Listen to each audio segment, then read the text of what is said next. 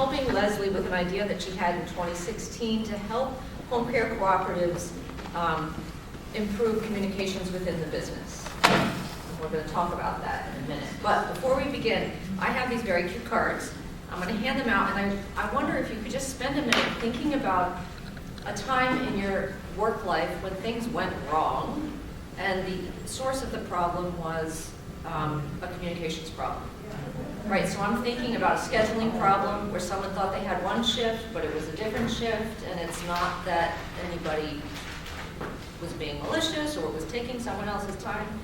Things just didn't get communicated. I'm thinking about times when there's maybe a training opportunity that people were asked to sign up for and the email didn't go through, right? So just times when things break down and the problem is because people aren't connected with each other, or in some cases because they haven't really met each other and they don't have the commitment to a person that comes from actually seeing their face, right? So can you give me just a couple sentences, a little tiny story? If you don't have one, that's fine, but I want to sort of kick off this discussion with sharing a little bit about situations like that. Okay, so what I'm going to do is shuffle these up and ask random people to read them. We're just going to go through three. Let's do two now, and then we'll do two in a little bit. Right, that'll remind us why we need this product. There's smell. It takes a lot of thinking. Okay, here we go.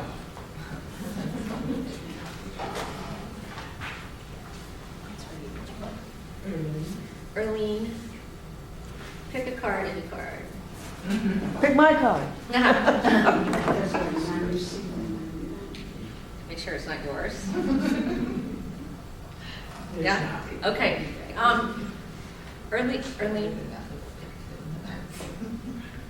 could you please read it for us? Sure, I'd be glad to. Although I can't pronounce his first word. Is this MISCOA? Well, let's just say an employee asks time off, permanently lost the shift. Is that your handwriting?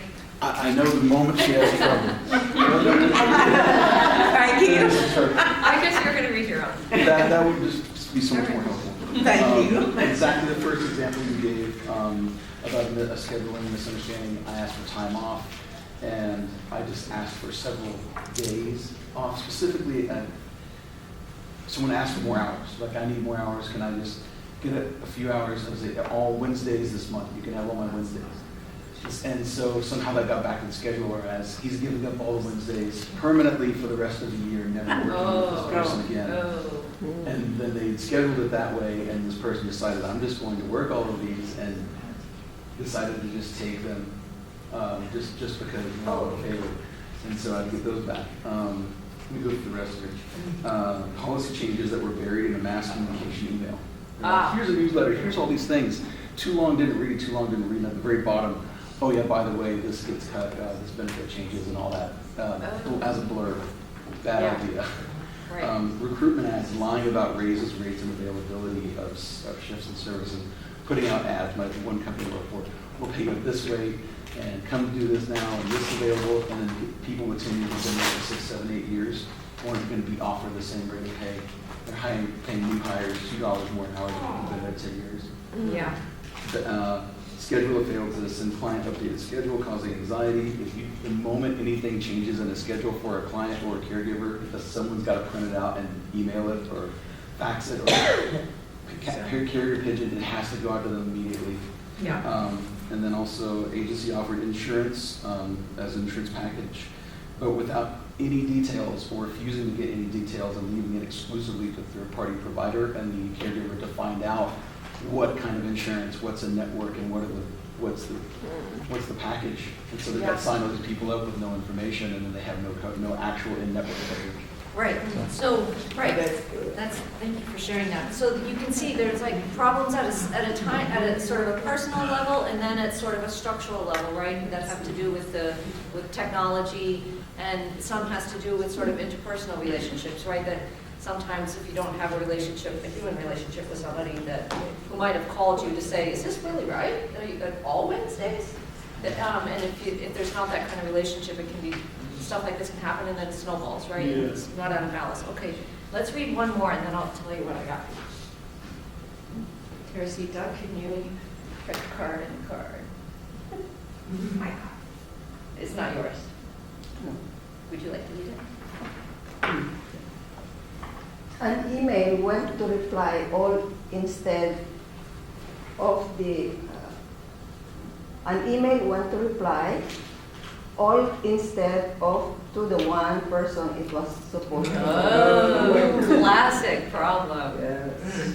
And everybody heard about it. Yeah. Can I have that? Okay, so as you can see, communication is critical. I'm going to share more of these. I'm just going to take a break for a minute. In preparing for this, to respond to Leslie's idea about helping out, CDF helping out with communications in some ways, I did some reading. This was not that interesting, but it made me realize that super intelligent, academic, professor people are thinking about communication with respect to co-ops and writing whole books about it. They say what our own experts say here in more simple words, right? Kibbe says the number one responsibility of members is communication. Margaret, who I admire so much, says the most important responsibility as a member is keeping in contact with what's going on in the co-op. Right, hard to do, especially if you're getting, as you say, a long sort of handout of changes in policy, and the thing that really affects you is in a teeny little bit at the very bottom. We also all know that with the advances of technology, in some ways efficiencies are improved, right? We don't have to come into the office as much anymore because we don't have to pick up our paycheck. It comes electronically. Scheduling we can do online. Email takes care of a lot of stuff when it works well. We can text each other now. It's a whole pile of ways to make our lives more efficient, to make us not have to, especially for rural co-op workers, not have to drive as much. That's a suck on our time and money. So positive, but the office then becomes even emptier. And the cost is a lost connection, right? Do you like this picture? Oh, yes. My husband took it in Oh, Montana. that's lovely. These two guys were right out front talking. It makes me laugh because these two are talking to each other across like species, you know? Not even species, I don't know if that's the right word, but they're two different kind of animals trying to like, can I trust you? And it made me think of what's lost when you can't see somebody's face. You know, if you have a colleague who is a co-business owner with you, but whom you don't really have a personal connection with, when it comes time to make decisions, maybe you're not as affected in the way that you would be if you knew this person personally. When we were thinking about this project, I came to the conference in 2017 and talked to some administrators and also some providers. And Deborah Schultz, said that with all the technology, they had just adopted a new scheduling program that they were very excited about, but they had, she said, lost their co-op feel. It didn't feel like a partnership anymore. It felt more like the administration working all this technology and people started getting their assignments.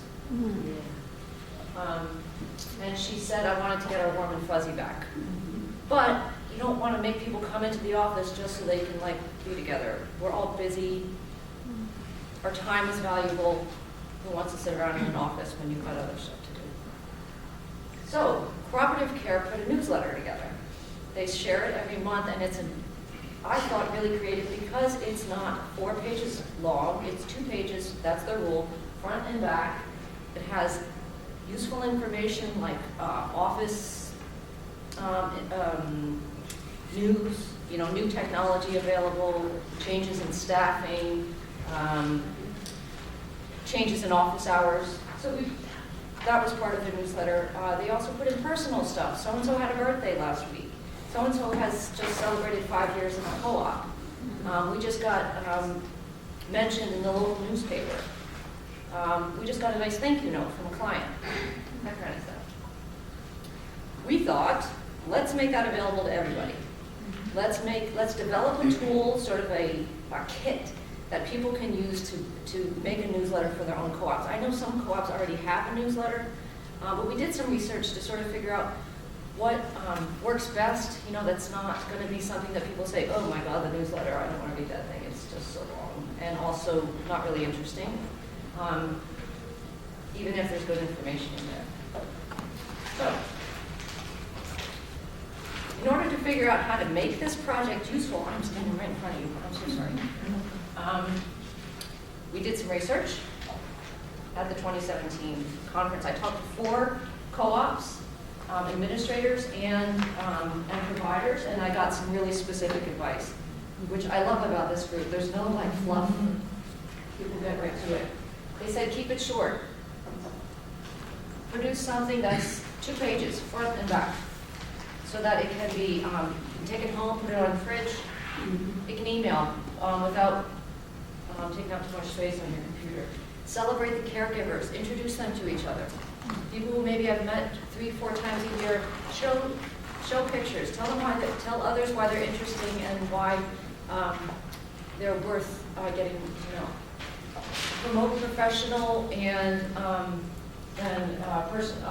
professional training and growth programs, so that people know why it's useful to take time out of your schedule, out of your professional life, to get to learn a new skill. And share information. This was critical about the business.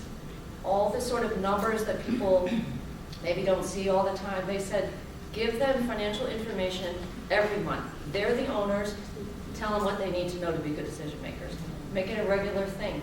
Don't make them feel like, you know what, it's the numbers, it's too much. Tell them what they owe. So, we developed a toolkit, we're calling it, which is just a package of a communications package that we hope you all will find useful. It has templates. So we're going to provide you online a structure for your newsletters. You'll be able to download them on the computer. They're very simple to edit. They have all kinds of suggestions in them for content. And then we made you a user guide, which you have before you, that will tell you how to use it. It's, even if you're an experienced user of word processing documents, so this will be sort of nice to just touch into, but if you haven't made a newsletter before or done something like this, this takes you right from the beginning all the way to the end and tells you how to, and also has a troubleshooting component at the very end. This was a very helpful video that I made, which I can't run. The computer won't do it. But if you go through your guides, which I hope all of you have, there's sort of an introduction, what the guide is, sort of the content that we've suggested, instructions on how to put a picture in, how to take a picture out, how to move text, how to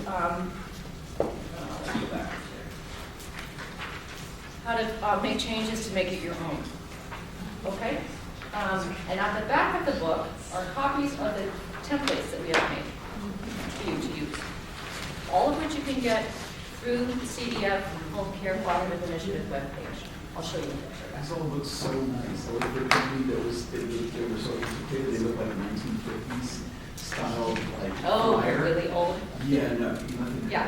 So here's one of the things you want to do with the newspaper. Don't dump your stuff in it. Keep it tiny. Keep it sharp.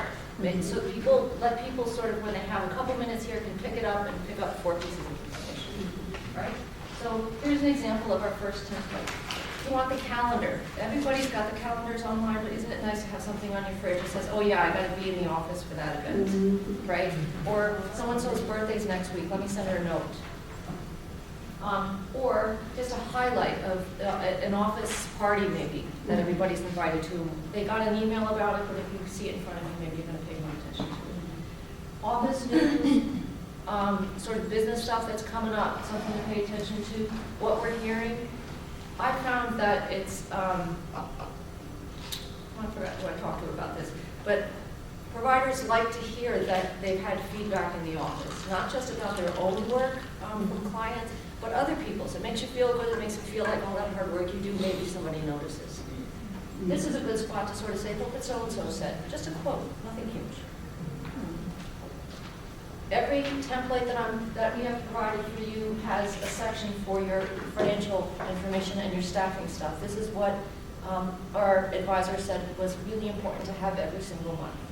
It gives respect to people who are reading it, to show them that you trust them with your business's information, and sort of gives them information to help them understand the kind of policy changes that happen from, for example, a drop in clients. My numbers are going down, my hours are going down, and I can see here it's because our clients have dropped, right? 4 templates, all of which are accessible, downloadable easily, and that we provide instructions on how to make them your own. You can change everything about this, except for sort of the structure of it. You can cut and paste, put your own title in there, put the name of your co-op, and the user guide walks you through all of that. Also, we provide access to a file of photos. It's best to use your own photos in your newsletter, but if you're just looking for a generic home care photo, because you're telling a story about something and you don't want to put a photo in of one of your clients, we'll have a list of a file of pictures that you can use. It's really easy to cut them out, to replace one picture with another. Also some graphics, sort of infographics that help tell the story of why a co-op is a better business to work for than a traditional business. People we find need reminding all the time, why is it I'm doing all this? Why do I have to do extra work? What's the point of me being in a co-op? Remind them every month with a little teeny bit of information. Okay, this is where you're going to find your resources on the website. And you'll find that information or how to get there in your user guide. You can see that you're going to find newsletter toolkit resources. If you lose your user guide, that's where you can find it online. It's going to change a little bit from this one in the next month or so, but it's basically going to be the same.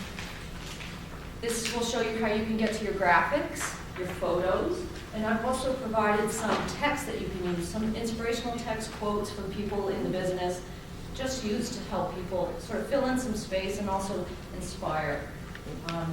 Sections like, well, why be a home care worker? Yeah. I was telling her I was listening to you. Yeah. I got you. Okay. So just one blip that I guess you will confront when you actually start looking through this guide. We created these templates in Word 2016. Not everybody has Word through 2016, and I found that these templates sometimes get a little bit jumbled in older versions. So in the next couple of weeks, I'm going to recreate these templates in an older version, so people who have older versions of this software can use that too. Okay, but I need like 2 weeks to get that done. Okay? Also, coming soon, we'll do a YouTube video. Sort of help you sort of walk through your first template creation. Okay? I have just learned about how do you learn things from YouTube, and it's a revelation for me. I cook off of YouTube. Yeah, so we'll get that going soon. That's a wrap. That's what I have for you. I'll take any questions, and also I hope if you have any feedback that you think would make this program work better, because it's the first time that we've done it, I'd love to hear from you. Okay? Any questions? Oh, wait, I didn't read the cards. Yes. What? Oh, wait. Just that I'm going to be fiddling with it. So I'm going to have to translate everything. All our women are Spanish speaking. But that's okay. I'll see if I can find some inspirational quotes in Spanish. We can get some up in Spanish. Well, Microsoft Word has a language option. It should be able to go and just switch to Spanish. And you go in and just, it should convert right. Yeah, but I've noticed But the they're graphics and not stuff help with perfect that. translations. You get a lot of criticism when something like that is used. Right, because it gets jumbled, right? That's not right. So you know what we can do? We'll make an effort to make sure that some of the stuff that we put up is in Spanish. Especially some of the Those enthusiasm. infographics. Yeah, the inspirational. Yeah. Because, of course, the information that we're gonna put in there has to be in Spanish, Yeah. okay? Because they're personal stories and all that, that's fine. Right? We can put that in Spanish easily. But the inspirational material, it's kind of hard to translate, yeah, the quotes, to translate and get the same feel. Yeah, you So- want to get it done right. Yeah. Otherwise it loses its inspiration. We'll work on Because it it. just sounds clunky. Okay, yeah, we'll definitely work on that. Might take a little bit, Yeah, I know. but we'll get on it. Anybody else? Okay, do you want to read a couple before we? Yes. Oh, I've just been looking at this, leading to, I'm gonna do the next presentation on financial dashboards. Mhm. But like this little column, I mean, we could start, customizing that for people's goals, their dashboard goals and stuff, so that they could have their own special little, Oh, what a great idea. like, section And there. just cut it and paste it into there? Yeah, so there's just like, if the co-op set the goal of a certain number of, whatever revenue, or to have overtime be a certain percentage or whatever, then you're like, how are we doing on our goal? And they're right there. Right. And it's linked to the strategic goals of the organization, whatever they're measuring. Right, and that means that involves everybody then? Yeah. Yeah. That's something I forgot to mention. When you, in those tables where you can sort of enter your own information, it's also good at the bottom of there to sort of put a few words in about why those numbers are important. Why should people care? Okay, let's read a couple of these before we wrap up. I know you guys have stuff to do. Ready? Okay. There was an instance where a few of us were scheduled to meet at the office to discuss the client's care plan. The day it was scheduled, I came in to find out it had been canceled and I hadn't been notified. One other instance where I was 30 minutes late to a client's first shift because of miscommunicating directions to their home. Right, so not that a newsletter is going to solve all of these problems, but at least it will sort of establish maybe a network of another layer of information that can help sidestep some of those conflicts. Okay, let's do two more. Ready, happy?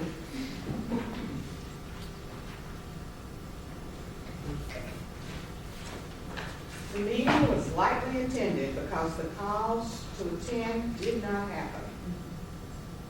The calls to attend didn't happen. The meeting was lightly attended because the calls to attend did not happen.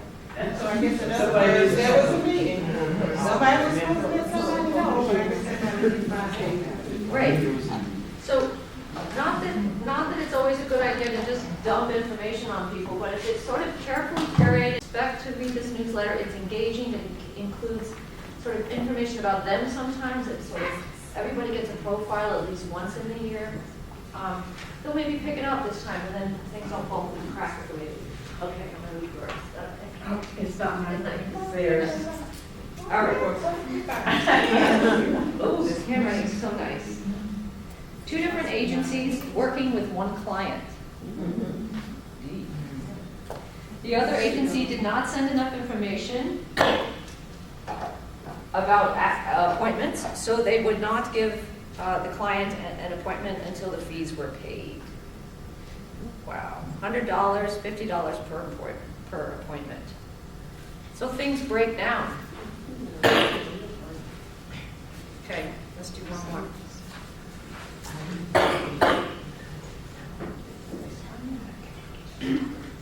Should I stand up? No. Awesome. We had a dinner planned for membership, and the person who had signed up to bring paper plates on conference call forgot their agreement, and at the last minute we had to run to a local store to buy 1,000 plates. 1,000? 1,000 plates. Yeah. Right, so you can see, right, it's just the little things like paper plates, although 1,000 paper plates is not little. Right, and then it can be big things.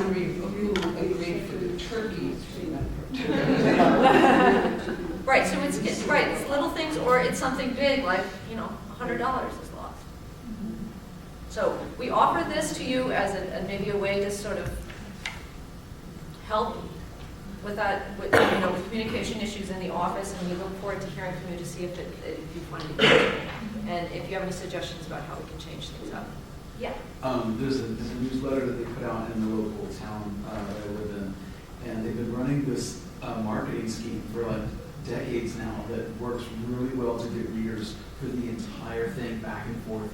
in every ad, in every inch of the word, is that somewhere in the ad, they hide they call him Little Bill. He's like about this big, and has a little cartoon character, and they'll hide him somewhere in a graphic, in a photo, or in the middle of someone's logo. It can be anywhere in the paper. And if you find it, you reply back with where it is, and they keep tracking. If you find them 12 times in a row or every time in the year, you get a bonus. Yeah. Oh. And so everybody reads it, tries to find Little Bill, you know, and like everyone search it, you know, and it's like, don't tell anybody, you gotta find it on your own. And so, Love that yeah, idea. they do a sweepstakes thing, everybody reads it through the entire community. Yes, that reminds me of a suggestion we had from Cooperative Care, where they said they were gonna put people's membership numbers inside the text somewhere, and if they could find it, then they got a prize as well. Also, this seems silly, but I think could really work. Cooperative, whoever the newsletter editor is, invites people to share pictures of their pets. Oh, yeah. And then they have a challenge, right, where you match the provider with the pet. Whose pet is this? Yeah, we have a section in the templates that says whose pet is this. And, you know, whoever wins gets a treat. Okay, yeah, Margaret. Before Google, when I used to run our organization, we'd have a co-op quiz in it all the time, and people like really liked that. They would call, so you could have a quiz about something that you get a little prize for, or we could put like a little co-op facts, you know, Yes. all the time, just to engage people in like other kinds of co-ops and thinking about themselves as, Right. you know, part of a movement, part of a bigger thing. Thank you for bringing that up, because I rushed through this a little bit too much. One of the resources that we provide here is called Co-op Facts. Mm-hmm. 1 or 2 sentences that just tell the story of why co-ops are better. As a reminder about why it's worth the work. Another thing that's coming that will be posted, I just got them today. We have created a map. You know, you've seen probably in some of the presentation, there's a map of all the home care co-ops in the United States. We've done one for all of your co-ops. With your co-op in it, all of the other ones, but yours with a special logo in it and your name, so that you can print that out, put it up in the office, share it in some of your social media and on your websites to show that that your home care co-op is part of a movement in the United States to improve care and working conditions for people in the business. Yeah. Just a question about that, because I know a number of the individuals in the room are new or startup cooperatives. What's the best way for them to kind of get on that map once they get launched? Should they contact you or Yep, my contact number is here, but, okay. And also, if somehow that doesn't work, if you get in touch with CDF, I'll make sure you get one. I have 12 maps. Is that about right? That's how many? That's right now, yeah, but there's a number of startups, so hopefully there'll be a lot more next year. Yeah, and then we'd love to make you a map. All right, Okay. that's all I got.